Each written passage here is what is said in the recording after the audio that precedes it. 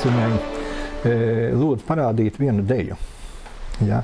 Viņa saka, nu nostājamies, tu tur esi te, ja, un tu tagad, ja? Es saku, kas man jādara? Es domāju, tu dejot māki. Man šis teiciens man palika atmiņā. Jo deja jau ir cilvēkā, nevis kaut kur uzrakstīta tur papīros vai kaut kur citur. Jā. Nāk no cilvēka, cilvēks pats dejo. Nevis kāds cits viņam pasaka, dari to vai dari šito.